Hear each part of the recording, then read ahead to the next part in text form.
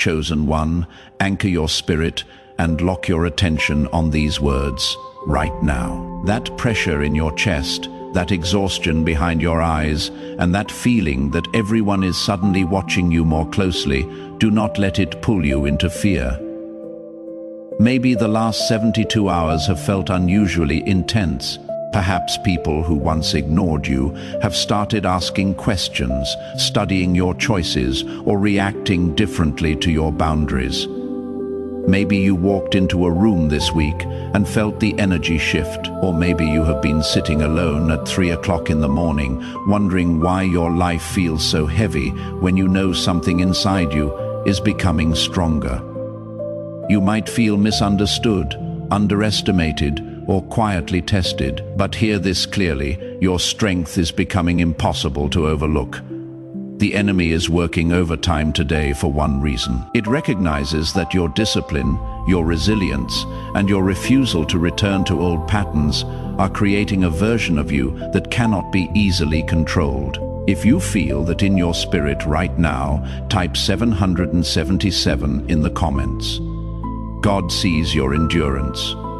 You are not becoming powerful because others approve of you.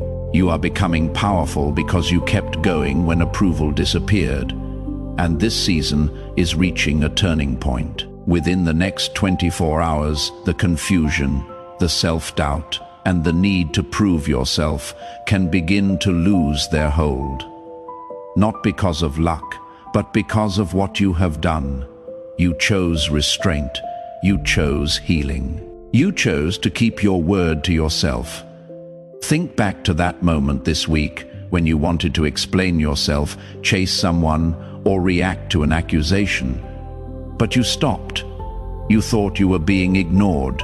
You thought your silence made you look weak. But that silence was strength. That pause protected your future. That decision showed the world and reminded your own spirit that you are no longer available for every distraction. You did not find this message by accident. The algorithm may have placed it in front of you, but your awareness chose to stay. Consider this a divine appointment, a moment to recognize what is awakening within you. In the next few minutes, you will receive a clear decree for confidence, a reminder of the exact habits that make your presence undeniable, and a closing declaration to help you stop shrinking for people who benefited from your uncertainty. Do not click away. Your future self needs you to understand the difference between being pursued by attention and being guided by purpose. If you leave this moment unchanged, you may return to the same cycle of doubting yourself just when your breakthrough requires consistency. The enemy has been whispering a specific lie. You are too much, too difficult, too late, and not strong enough. He has replayed the rejection, the betrayal, the opportunity that passed, and every moment you broke down in private. He wants you to believe that being overlooked means you are insignificant. But Scripture gives you a different verdict. Isaiah 40:31 says, "Those who hope in the Lord will renew their strength. They will soar on wings like eagles." That is not a promise of effortless living. It is a promise that exhaustion does not get the final word. If this word is landing in your spirit right now, type Amen in the comments. To everyone who types Amen, may God accelerate every promise He has spoken over your life this very week. The attention gathering around you is not proof that some hidden group controls your destiny. It is a sign that your growth, boundaries, and preparation are becoming visible. You are not here to be possessed, selected, or controlled by the elite. You are here to become so grounded in purpose that no crowd, critic, or gatekeeper can define your worth.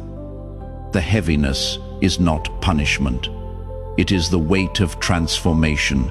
You are not falling behind. You are becoming unrecognizable to the version of you that once begged to be chosen. And now you have to understand what this strength is really revealing. The greatest evidence of your power is not that everyone applauds you. It is that pressure has exposed what cannot be easily purchased, manipulated, or broken inside you.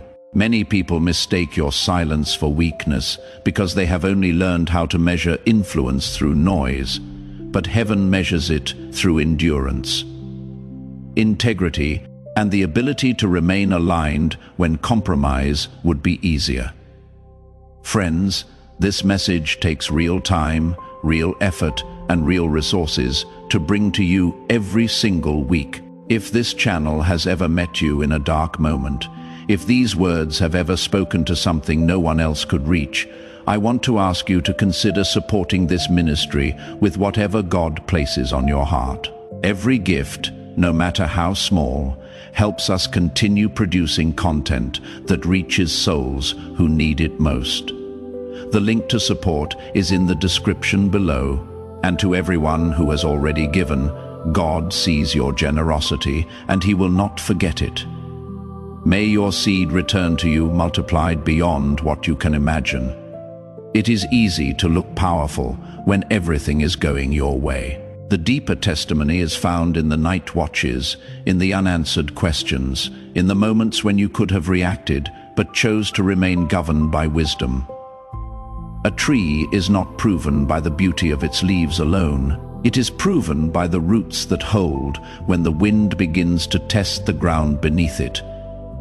What has made you difficult to control is not perfection. It is the fact that you have survived enough to recognize the difference between an opportunity and a trap, between admiration and access, between being chosen and being used. You have learned that not every hand extended toward you is reaching to help you rise.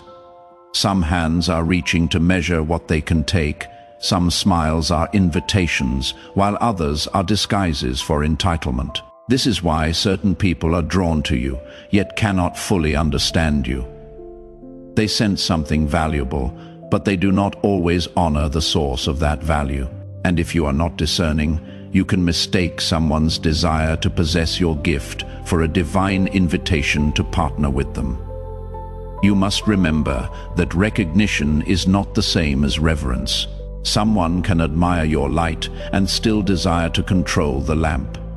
So, before you move forward, ask yourself a question that requires more honesty than excitement. Are you being pursued because people recognize your purpose, or because they want access to what your purpose produces? Those are not the same thing. Joseph was not welcomed into the palace because Pharaoh understood his entire destiny. He was brought there because his gift solved a problem. But Joseph had to learn how to serve without surrendering his identity. He could interpret the dream without becoming a servant to the ego of the throne. He could wear the garments of administration without forgetting the God who had given him the interpretation. The palace was a platform, but it was never his source. That distinction matters for you. You can enter rooms without letting those rooms rename you. You can receive recognition without becoming dependent on it. You can accept an open door while still asking whether the atmosphere behind it agrees with your spirit. Not every elevated position is an assignment, and not every impressive invitation is favor. Sometimes the enemy does not attack your weakness. Sometimes it flatters your strength and waits for you to hand over your discernment. A golden cage is still a cage, even when its bars are polished and its door is opened by important people. Do not let the appearance of elevation silence the warning within you. This is why your next move cannot be driven by the need to prove what you already know God placed inside you. The moment you start performing for people who doubted you, they gain control over your pace. You begin making decisions not from obedience, but from revenge. You start building a life that can be seen by those who underestimated you, instead of a life that can be inhabited by the person you are becoming. Revenge can imitate ambition for a season, but it cannot sustain peace. If every achievement is secretly a message to someone from your past, then your past is still directing your future. God is not calling you to become impressive in the eyes of those who misjudged you. He is calling you to become faithful in the place where your soul can breathe. But here is where it goes deeper. You are not only being asked to become stronger, you are being asked to become less available to what drains your strength. There is a difference between having a large heart and having no boundaries. There is a difference between forgiveness and continued access. Jesus washed feet, but he did not entrust himself to everyone who watched the miracle. Compassion does not require you to keep handing your keys to people who have already shown you they will misuse the house. You can pray for someone from a distance. You can release resentment without reopening the door. You can wish them well and still refuse to return to the environment where your peace was repeatedly dismantled. You must stop explaining every boundary to people committed to misunderstanding it. A boundary is not a punishment. It is a form of stewardship. If God is speaking to the boundaries in your life right now, type 333 in the comments. To everyone who typed that, may God give you the grace to protect what he has placed inside you, and may he send the right people to honor what others tried to diminish. What God is developing in you requires protection, not because you are better than others, but because the seed cannot remain exposed in every season. A farmer does not dig up a seed each morning to prove that it is growing. There are things in your life that need to be hidden long enough to become strong. The womb is hidden, the root is hidden, the foundation is hidden. Yet what is hidden is not inactive beneath the quiet soil. Life is gathering strength. Let your private obedience mature before you submit it to public opinion. And what is coming next will likely challenge the way you have been interpreting your delays. You have been calling some seasons rejection when they were actually divine concealment. You thought you were being overlooked, but you were being kept away from environments that would have rewarded a smaller version of you. Moses spent years in the wilderness, not because his life had lost meaning, but because his impulsive strength had to become disciplined authority. The wilderness did not erase his calling. It refined the way he would carry it. David was anointed before he was enthroned, and the distance between those two moments was filled with caves, danger, waiting, and private formation. The oil was real before the crown became visible. This means you cannot measure your progress only by visible access. Sometimes progress is the argument you no longer need to win. Sometimes it is the message you no longer send, the invitation you no longer chase, the familiar chaos you no longer call chemistry. Sometimes it is waking up and realizing that the thing which once consumed your thoughts now passes through your mind without ruling your emotions. You are changing when the old atmosphere still recognizes you, but no longer has permission to govern you. A delayed answer does not always mean a denied promise. Sometimes delay is the mercy that keeps premature success from becoming permanent damage. There will be moments when people try to pull you back into the version of yourself they could predict. They may remind you of your past mistakes, your former desperation, or the season when you needed their approval. They may speak to the old you because the new you is no longer available for the same arrangement. But the past can be used as a testimony without remaining in a dress. You are allowed to remember where you came from without continuing to live there. Do not let someone else's memory of your weakness become a prophecy over your future. The one who knew you in the valley does not automatically understand who you are becoming on the mountain. Beloved, I want to pause for a moment and speak directly to those of you who have been watching this channel faithfully. This ministry has been a lifeline for so many, but right now we need your help to keep these messages reaching people who are sitting alone at 3 in the morning with nowhere else to turn. If God has used this channel to meet you, please consider becoming one of the people who helps us stay on. A small monthly gift can be the difference between this channel continuing and going silent. The link is in the description, and to every single person who gives, may God open a door in your life this month that no man can shut. May your faithfulness to this ministry be returned to you, pressed down, shaken together, and running over. Now, once you understand that, you are ready for the harder work, learning to trust your own discernment after being trained to doubt it. Many chosen people are not confused because they lack spiritual sensitivity. They are confused because they have repeatedly been punished for telling the truth about what they sensed. They saw the inconsistency, but someone called them negative. They noticed the manipulation, but someone called them difficult. They felt the door was wrong, but they were pressured to call their discomfort fear. They noticed that the conversation left them depleted, yet they were told they were simply too sensitive. Over time, the voice within them became quieter, not because it stopped speaking, but because they became afraid of the consequences of listening. Eventually, they stopped listening inwardly. They outsourced their judgment to louder voices. They ask everyone else what they should do, then wonder why they feel disconnected from their own conviction. But discernment is not always a dramatic warning. Sometimes it is the quiet absence of peace when everything looks attractive on paper.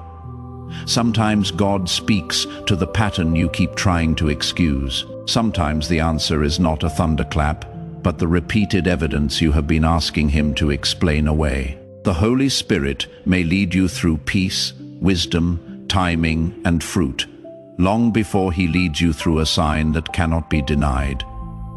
Pay attention to fruit, not promises, not charisma, not titles, fruit. Does this connection make you more truthful or more performative? Does it draw you toward courage or keep you addicted to approval? Does it strengthen your obedience or make you negotiate with your conscience? The tree is known by its fruit, and so are the relationships, opportunities, and environments competing for your future. Look at what remains after the excitement fades. Look at how people behave when they are disappointed, corrected, or denied access. Look at who they become when they no longer need anything from you. Fruit reveals what flattery conceals. Your gift can open a door, but your character determines whether you can remain in the room without becoming someone you were never meant to be. Talent may attract an audience, but character determines whether the audience receives something healing or something contaminated by ego. A gift can make you visible quickly, but only integrity can keep visibility from destroying your inner life. You have to learn how to carry influence without allowing influence to carry you. The moment people begin praising you, watch what happens in your secret thoughts. Do you become more grateful or more entitled? Do you become more responsible or more impressed with your own reflection? Strength without humility becomes another form of bondage. A person can escape poverty and still remain enslaved to the hunger to be admired. They can leave rejection behind and still spend their entire life trying to make the rejectors regret their decision. The prison changes its decoration, but the prisoner remains bound. This is the hidden danger of being recognized after being ignored. The attention feels like justice. The access feels like proof. But if you need the new audience to heal what the old audience wounded, you are still allowing the old audience to lead you. Your breakthrough becomes incomplete because your heart is still facing backward. You may be standing in a new season while emotionally waiting for an old witness to approve it. But God did not bring you forward so that you could keep looking over your shoulder for permission to enjoy what He restored. David had the opportunity to kill Saul in the cave. He had power, justification, and an audience that would have understood revenge. Yet, he refused to become the thing he was fighting. That is the kind of strength being required of you now. Not merely the strength to rise, but the strength to rise without carrying hatred into the place you prayed to reach. David understood that an opportunity to retaliate is not always an authorization to act. There are moments when your restraint becomes a greater decoration of power than your victory over an enemy could ever be. And this leads us to something most people miss. Isolation is not always evidence that you are more spiritually advanced than everyone around you. Sometimes isolation is protection. Sometimes it is preparation, but sometimes it is a mirror showing you that you have made suspicion your identity. You cannot call every correction jealousy and every disagreement an attack. A chosen life still requires accountability. Even Elijah, after calling down fire, became so exhausted that he could no longer interpret his own condition clearly. He needed rest, nourishment, and a fresh word, not another performance. His exhaustion distorted his perspective, and God did not shame him for that. He cared for him before giving him direction. You need people who can celebrate your elevation and still tell you the truth. You need relationships where your anointing does not make you untouchable. The right people will not compete with your light, but neither will they worship it. They will remind you that your gift is a responsibility, not a throne. They will love you enough to say you are called, but you are still human. You are gifted, but you are still growing. You are influential, but you are still accountable. That kind of relationship is not an interruption to destiny. It is protection for destiny. Before you move into the next season, let yourself be corrected without collapsing. Correction is not always rejection. Sometimes it is evidence that your destiny is too important to leave your blind spots unchallenged. A surgeon does not hate the patient because the patient needs an incision. Some healing must be precise, and precision can feel confrontational before it feels freeing. The wound may sting when it is cleaned, but infection cannot be healed by pretending the wound is not there. Let truth touch the places pride has protected. But if you are honest with yourself, there is another barrier beneath all of this. You may say you want freedom, but part of you still wants to be validated by the people who made you feel invisible. You may say you want divine alignment, but part of you is still waiting for a specific person to acknowledge your worth before you fully step forward. You may say you trust God, but you keep checking the faces of those who rejected you to see whether they finally understand. You are waiting for an earthly verdict after heaven has already spoken. That is not humility. That is misplaced loyalty to an old verdict. You have been loyal to a version of the story that God is trying to end. You keep returning mentally to the scene where they betrayed you, overlooked you, mocked you, or walked away. You rehearse what you would say if they came back with an apology. But what if the apology never comes? What if your freedom cannot depend on their maturity? What if the closure you are waiting for is not a conversation, but a decision to stop letting their absence define your value? You cannot keep standing at the doorway of yesterday, waiting for someone who left to explain why they walked away. This is where the real transformation begins. You do not need everyone to agree that you were mistreated in order for God to restore you. You do not need the people who mishandled your gift to become the witnesses of its fulfillment. Sometimes the table God prepares for you is in a room your former enemies will never enter.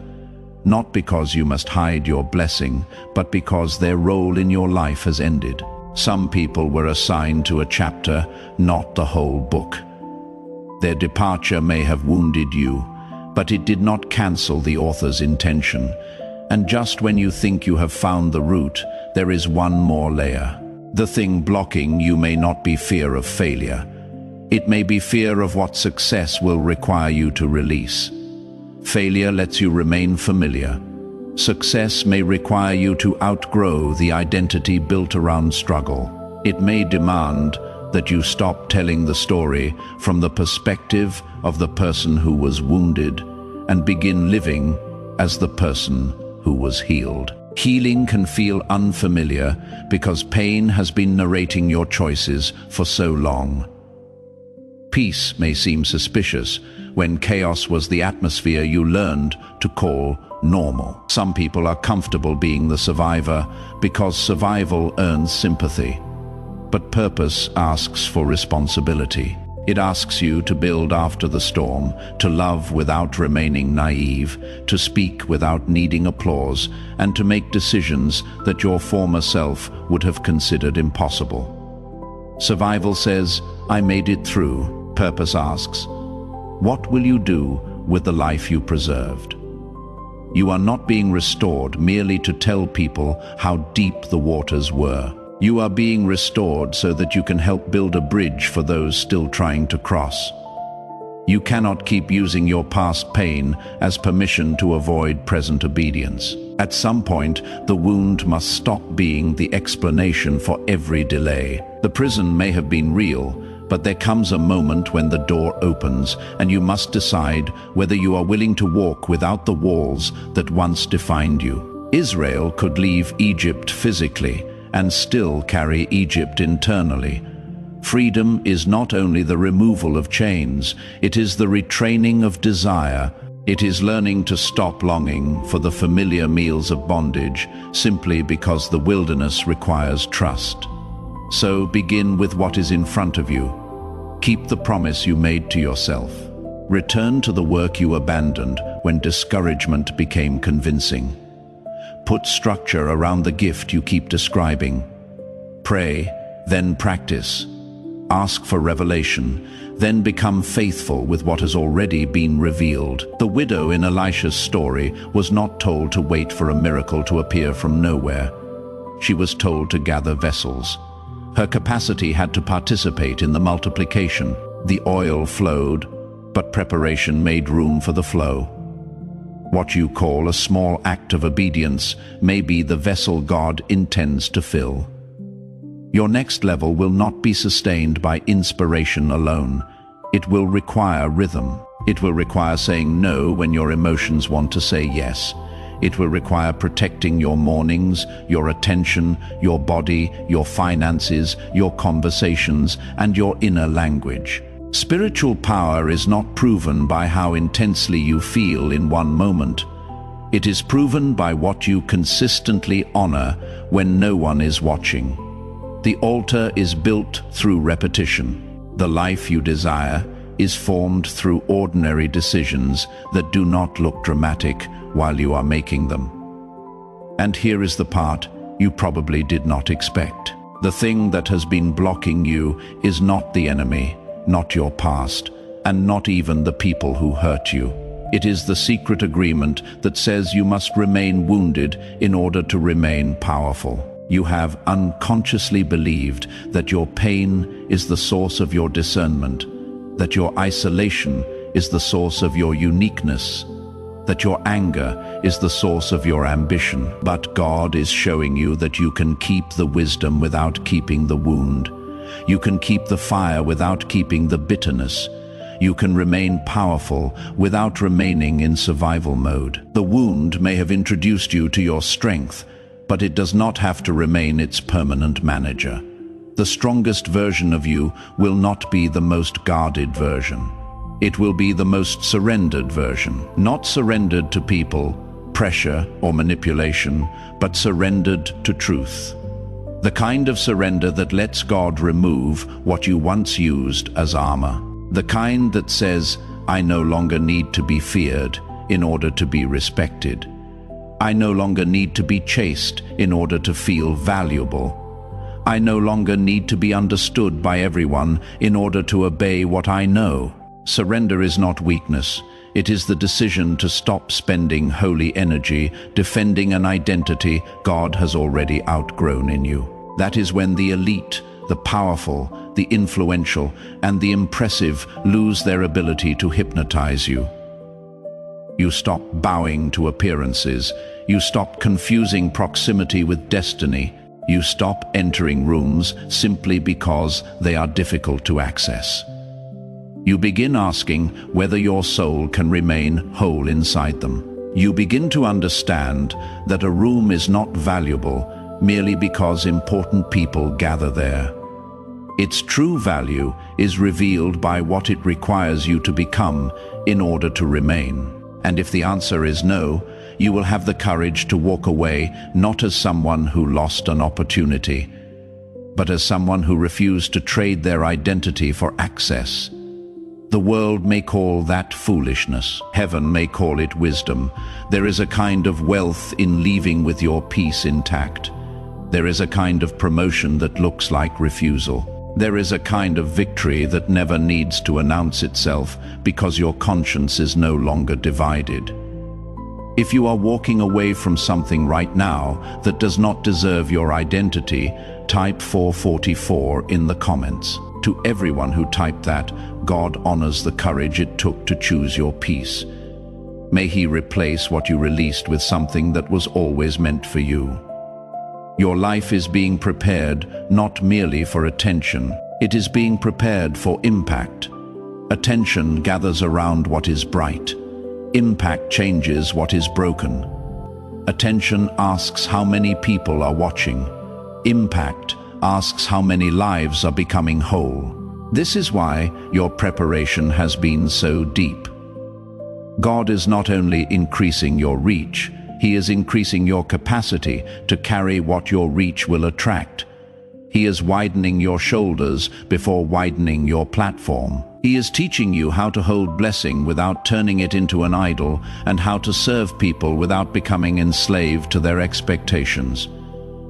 And before we close, I want to give one final invitation. If this message has blessed you today, and you feel led to sow into this work, I want you to know that every gift sent to this ministry is a seed planted into the next person who will find this video at their lowest moment. You may never know the life your gift helps reach, but God knows.